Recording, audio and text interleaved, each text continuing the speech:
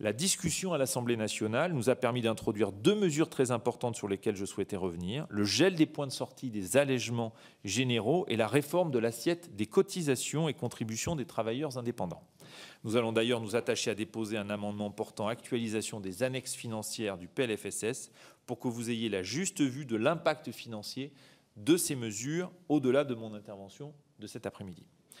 Pour sécuriser la réduction de notre déficit public dès 2024, nous avons ainsi introduit dans le PLFSS, à l'occasion des débats à l'Assemblée, une mesure de gel des barèmes des allègements généraux. Nous stabiliserons les barèmes à leur niveau de 2023, s'agissant des bornes de 2,5 SMIC et 3,5 SMIC, ce qui évitera une perte de recettes de l'ordre de 600 millions d'euros pour la sécurité sociale. Comme vous le savez, nous sommes très prudents sur l'évolution de ces exonérations. En effet, il s'agit d'un déterminant essentiel du coût du travail que nous avons cherché à abaisser tant que possible dans une logique à la fois de compétitivité et d'amélioration du revenu net des salariés. Aujourd'hui, cependant, compte tenu de la très forte dynamique du SMIC en lien avec l'inflation, le montant des allègements a augmenté de manière considérable. Il devrait coûter 80 milliards d'euros en 2024. La structure de ces allègements s'est également déformée au profit des salaires moyens ou élevés dans la distribution, alors même que leur efficacité est plus élevée pour les salaires les moins élevés.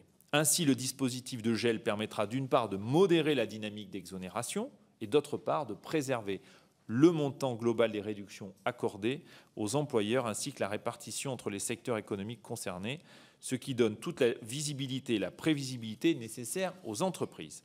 La deuxième mesure que nous avons introduite est la réforme de l'assiette des cotisations et contributions des travailleurs indépendants.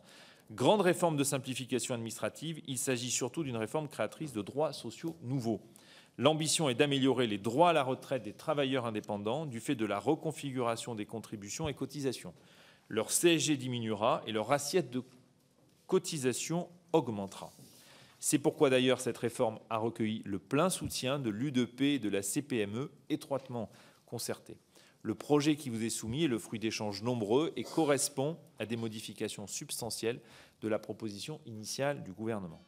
Ce gain sera fonction de la majoration des cotisations de retraite complémentaires à laquelle procéderont les différents régimes professionnels et du rendement des droits acquis au sein de ces régimes.